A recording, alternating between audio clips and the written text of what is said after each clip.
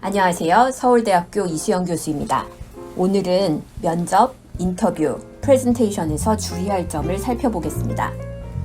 8월 6일 방송에서 설명드렸듯이 구직의 모든 활동은 고용주가 관심이 있는 사항에 대해서 여러분이 어떤 사람인지 설명하는데 초점을 맞춰야 합니다. 이 내용을 면접, 인터뷰, 프레젠테이션 등의 기회에서 최대한 어필하셔야 합니다.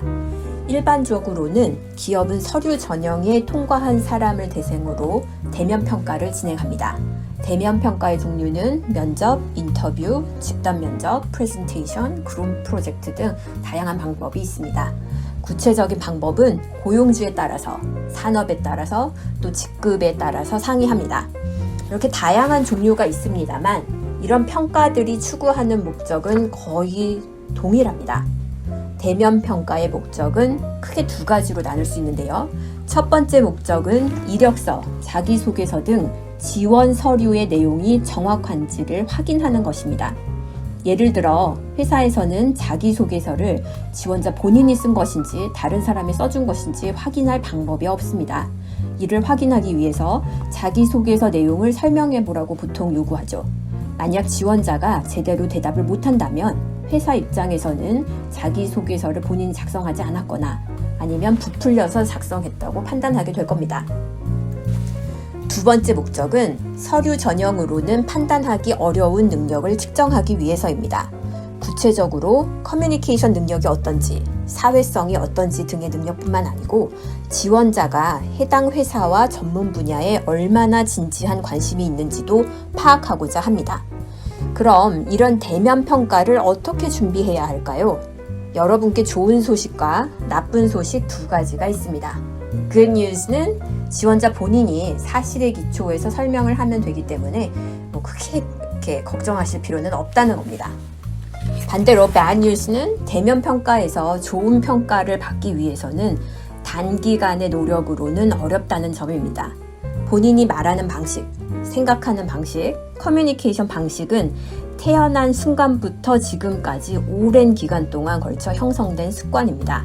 만약 본인이 주위 사람들로부터 설명을 잘한다, 명쾌하다, 말을 잘한다 같은 평가를 듣는 사람이라면 문제가 없습니다만 반대로 그런 평가를 받지 못하시는 분들이라면 각고의 노력과 시간 투입이 없으면 개선되기가 어렵습니다. 대면 평가는 기본적으로 말을 매개로 이루어집니다. 즉 말을 잘해야 된다는 의미죠. 그렇지만 이 말을 잘해야 한다는 의미는 여러분이 아나운서처럼 유려하게 글을 읽는다거나 아니면 배우처럼 연기를 잘해야 된다는 의미는 아닙니다. 오히려 구직과 관련해서 말을 잘한다는 의미는 본인의 생각, 아이디어를 듣는 사람이 잘 이해할 수 있도록 말하는 것을 의미합니다. 구체적으로 설명을 드릴게요. 일단 본인 자신의 생각과 아이디어라는 부분을 생각을 해봅시다. 거꾸로 말하자면 다른 사람의 생각이 아니란 이야기죠. 여기서 본인의 생각이란 말은 본인이 고안한 독창적인 생각을 말하는 것은 아닙니다. 어차피 세상에 완전히 독창적인 것은 없습니다. 그게 아니고 수업에서나 교과서, 다른 사람으로부터 배운 내용도 괜찮습니다.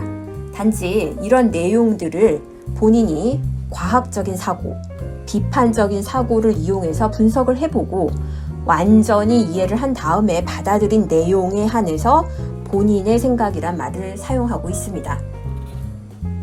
예를 들어 본인 스스로 증거를 수집하고 데이터를 찾아보고 관련된 자료를 종합해서 분석한 결과 내용이 맞다고 확인된 내용에 대해서 말씀을 하셔야 됩니다.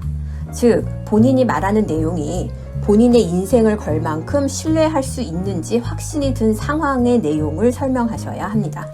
다음으로 본인의 설명에 있어서 일관성이 있어야 되고 논리적이어야 합니다. 예를 들어 IT 기업에 입사하고 싶다라고 자기소개서에 썼다면 본인의 전공, 수강 신청, 자원봉사, 인턴, 프로젝트 등 모든 활동들을 설명할 때 IT 분야에 직접적으로 적용이 된다는 점을 일관적으로 강조하셔야 됩니다. 세 번째 요소는 말을 함에 있어서 기업이 관심이 있을 주제, 내용에 대해서 말씀을 하셔야지 사적인 이야기, 중요하지 않은 내용, 본인의 주관적인 감상이나 느낌을 이야기해서는 안 됩니다. 일반적으로는 자기소개서와 이력서에 기술한 내용을 바탕으로 면접관들이 질문을 하기 때문에 어떤 질문이 나올지 예상해서 미리 답을 준비하셔야 합니다. 관련해서 주의할 점이 있습니다. 간혹이긴 하지만 경우에 따라서는 인터뷰를 진행하는 분들 중에 적절치 못하게 질문을 하시는 경우도 있습니다. 특히 진행자들이 너무 많이 인터뷰를 해서 집중력이 떨어졌거나 간혹이지만 트레이닝이 잘 안 된 분이 인터뷰를 하러 나오시는 경우죠. 예를 들어 본인들끼리 잡담을 한다든지 피상적인 질문만 할 수도 있습니다.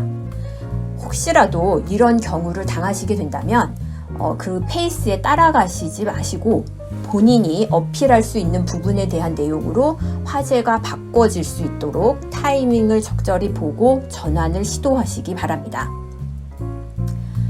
이제 어떻게 이야기하는 것이 상대방이 이야기하기 쉬울지에 대해서 생각해 보겠습니다. 첫 번째는 두 괄식으로 말씀하셔야 합니다. 즉, 결론을 먼저 말하고 그 다음에 이유를 말하세요. 제가 한국에서 학생들을 굉장히 여러 명 상담을 해보면 기본적으로 말하는 패턴이 배경 설명을 오랫동안 설명한 다음에 마지막에 결론이 안 나오는 경우가 아니면 결론이 굉장히 늦게 나오는 경우가 많습니다. 이런 방식은 의사소통 과정에서 굉장히 비효율적인 방법입니다. 순서를 바꾸세요. 결론을 말하고 왜 그런 결론에 도달했는지 설명하시기 바랍니다.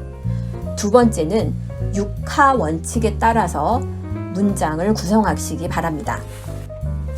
관련해서 제가 한국 학생들과 면담하면서 공통적으로 보는 문제가 두 가지가 있습니다.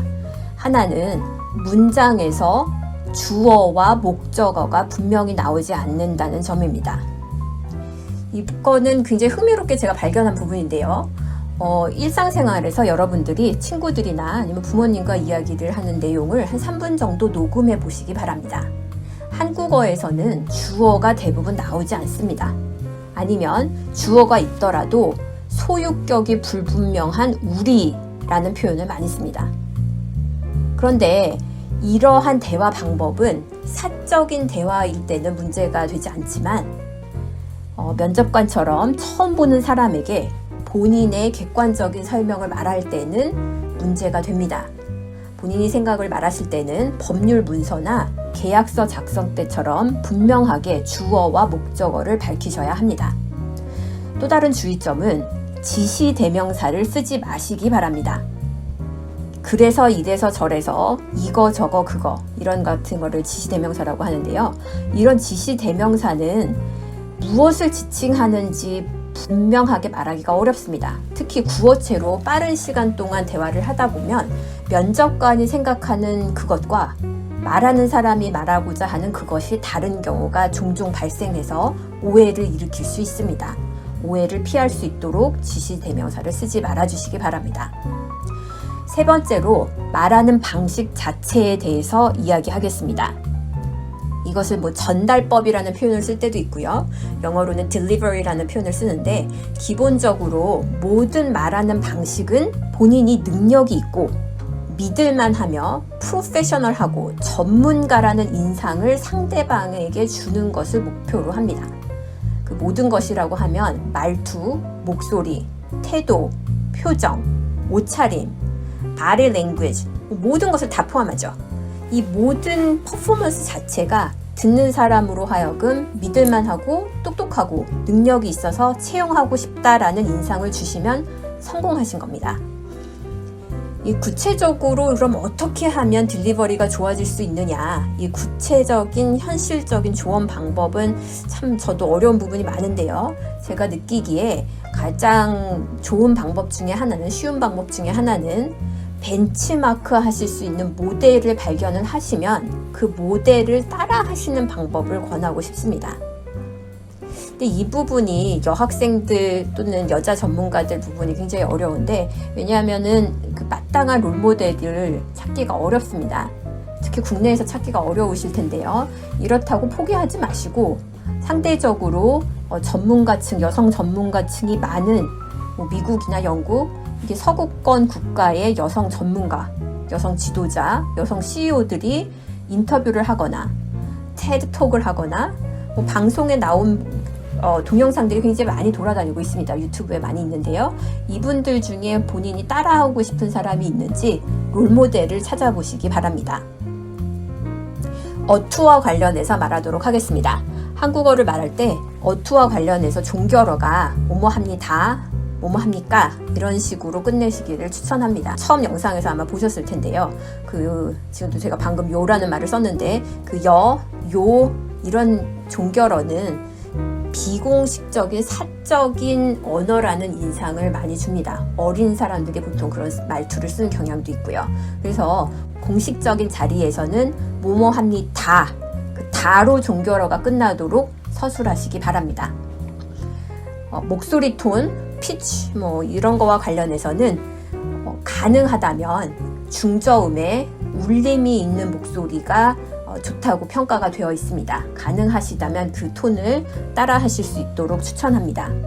근데 이 부분은 제가 개인적으로 말씀을 드리는 게 아니라 해외 연구에서도 보면 중저음에 성량이 풍부한 울림이 있는 목소리가 듣는 사람으로 하여금 리더라는 인상을 준다고 좋은 평가를 받는다는 학술 연구가 다수 있습니다. 그래서 이런 중저음의 목소리를 구사하실 수 있다면 분명히 보너스가 될 겁니다. 성량과 관련해서는 너무 크게 말씀을 하실 필요는 전혀 없고요. 대신에 너무 알아듣기가 어려운 작은 말소리는 피해 주시기 바랍니다. 동시에 말에서 말하는 사람의 에너지, 열이, 건강함, 젊음 이런 좋은 느낌이 전달될 수 있도록 적절하게 성량을 높여서 말씀하시기 바랍니다. 아이 컨택에 대해서 말씀드리겠습니다. 즉 상대방을 바라볼 때 시선이 어디를 향하는지를 말하는데요. 미국같이 서부에서는 대부분 눈을 바라보라는 표현을 씁니다. 말을 할 때 나의 시선이 상대방의 시선에 가도록.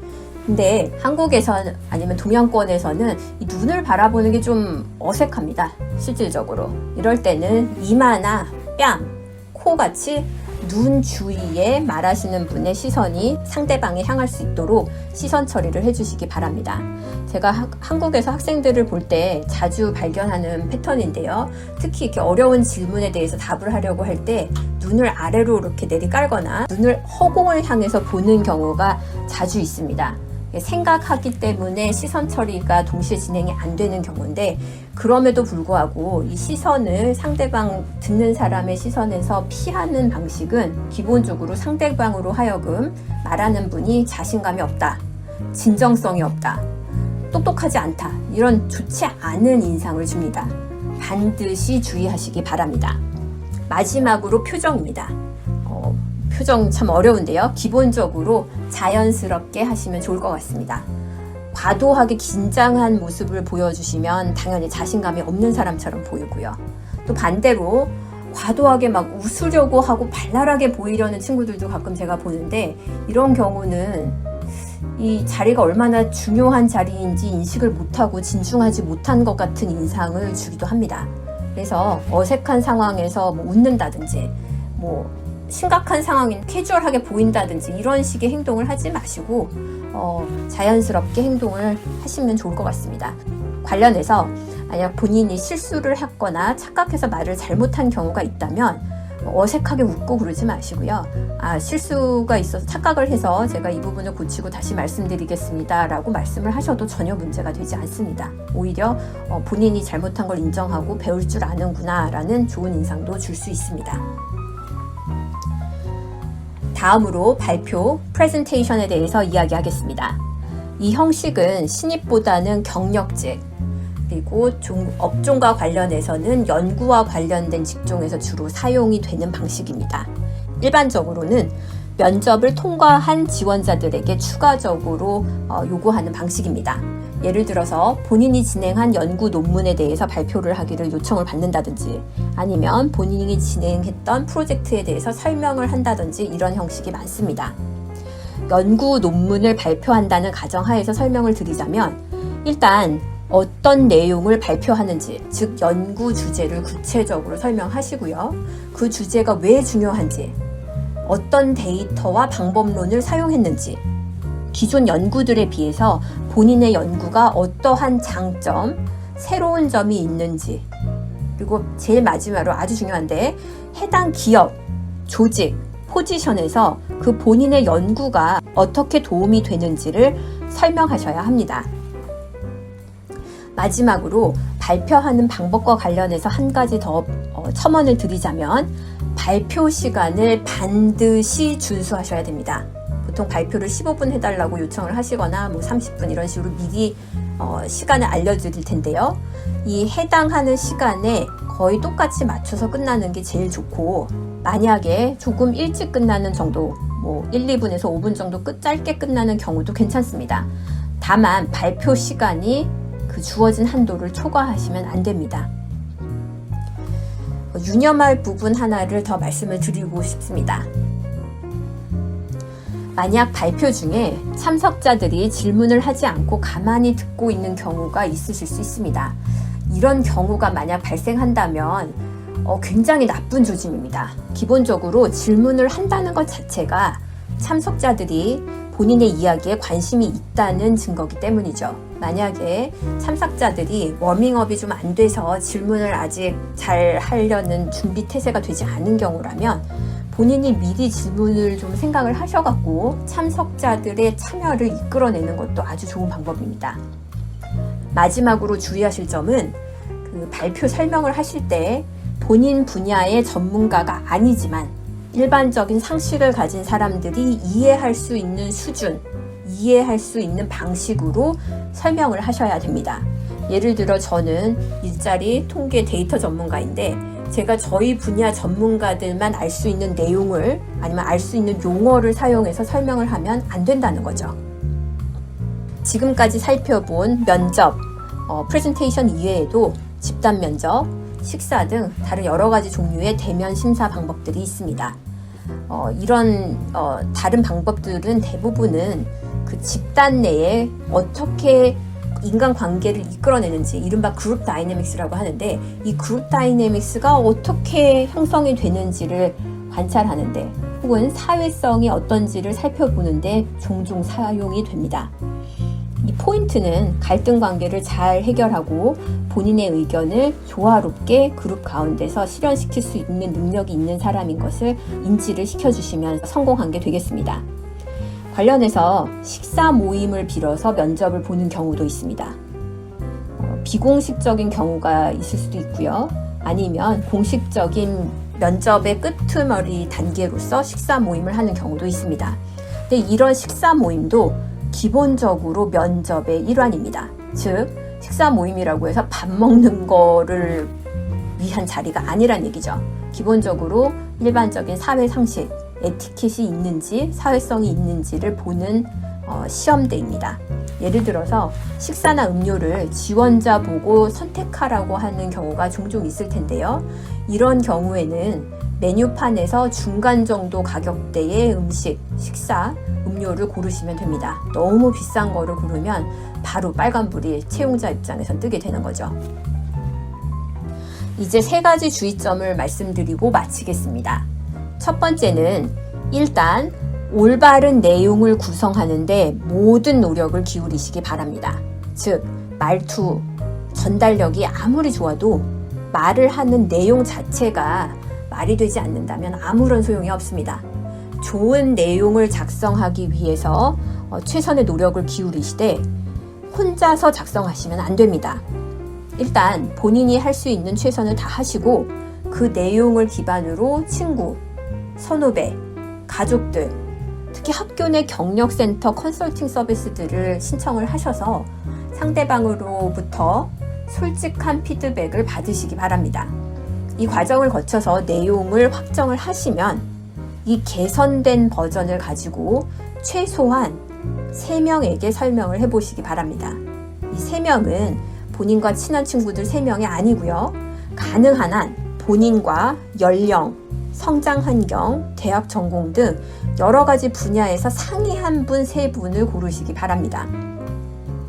본인의 설명이 본인과 성장 환경의 연령이 전공이 굉장히 다른 3명에 대해서도 잘 이해를 시킬 수 있는 버전으로 마련이 되면 성공하신 겁니다. 근데 만약에 이 경우에 따라서 3명 중에 어떤 분 아니면 혹은 3명 모두가 본인의 설명을 듣고 이해를 못하겠다라는 반응이 나온다면 그 이해가 못하겠다는 부분이 어떤 부분이 이해가 안 되는지를 물어보시고 그 해당 부분을 보완하셔야 합니다. 두 번째는 본인이 말할 내용, 예상 질문에 대한 답변 등 모든 내용을 대본으로 작성하시고 연습하시기 바랍니다. 그때그때 질문을 받고 생각해서 간결하게 분명한 대답을 하는 것은 실질적으로는 불가능합니다.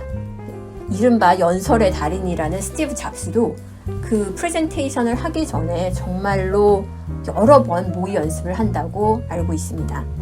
그래서 여러분들도 당연히 이런 내용에 대해서는 대본을 작성하시고 여러 번 읽어보신 다음에 언제 어디서든 마치 그 여러분이 작성한 내용 대본이 본인의 머리에서 자연스럽게 나오는 것처럼 대답을 하실 정도로 연습을 하셔야 합니다.